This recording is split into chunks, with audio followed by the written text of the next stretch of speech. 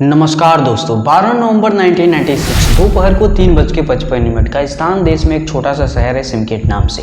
इस शहर से काइस्तान एयरलाइंस का एक चार्टर्ड एयरक्राफ्ट टेक ऑफ करता है। ये विमान न्यू दिल्ली जा रहा है। इसमें कई सारे छोटे छोटे ट्रेडर्स बैठे हुए हैं जो इंडिया जा रहे हैं ऊन खरीदने के लिए, ताकि उसे वापस लाकर सेंट्रल एशियन बाजार में बेच सके। उसी समय दिल्ली के इंदिरा गांधी इंटरनेशनल एयरपोर्ट पर एक सऊदी अरेबियन एयरलाइंस की फ्लाइट तैयार हो रही है टेक ऑफ करने के लिए।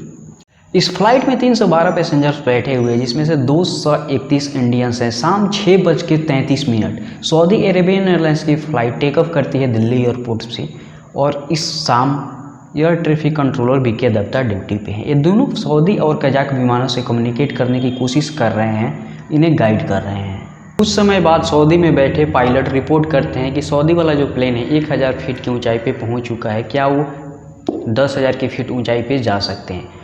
दत्ता इस परमिशंस को ग्रांट कर देते हैं। और दूसरी तरफ कजाक वाला प्लेन लैंड करना चाह रहा है। दत्ता कजाक वाले एयरप्लेन से कहते हैं कि वो 15,000 की फीट की ऊंचाई पे रहे, 14,000 पे ना आए, क्योंकि 14,000 की फीट की ऊंचाई पे सऊदी वाला प्लेन जा रहा है।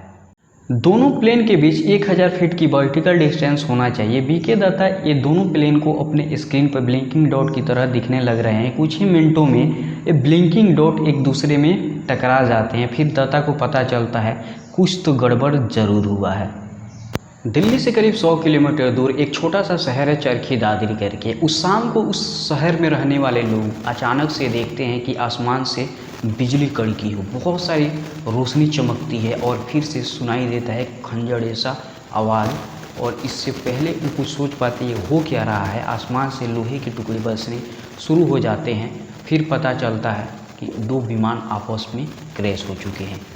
ये देश के इतिहास का पहला और इकलौता एयर मिड कोलिजन बन जाता है, और साथ साथ वर्स्ट एयर डिजास्टर भी इंडिया के हिस्ट्री में।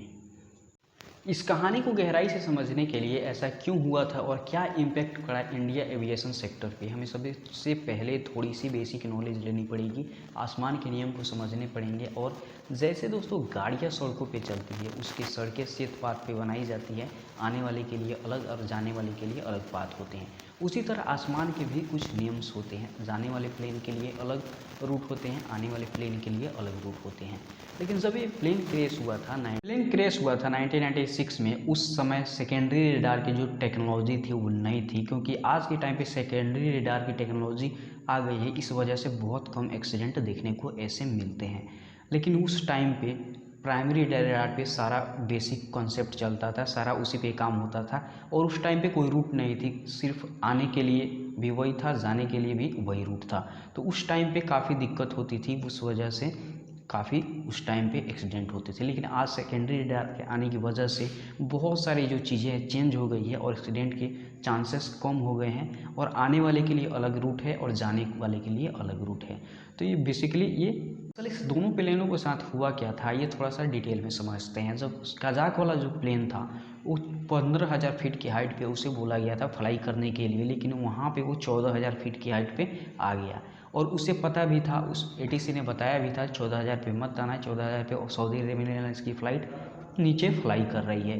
तो इसलिए वो इंस्ट्रक्शन को फॉलो नहीं किया। कजाक वाला विमान इंस्ट्रक्शन को फॉलो क्यों नहीं किया, क्योंकि उन्हें लैंग्वेज समझ में नहीं आ रही थी।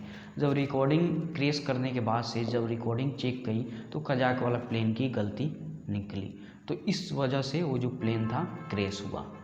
तो आई होप दोस्तों ये वीडियो आपको अच्छा लगा होगा, आपको सारी इन्फॉर्मेशन मिल गई होगी। और वीडियो ऐसे और देखने के लिए चैनल को सब्सक्राइब करें, लाइक करें, और कमेंट में कोई भी दिक्कत है पूछ सकते हैं।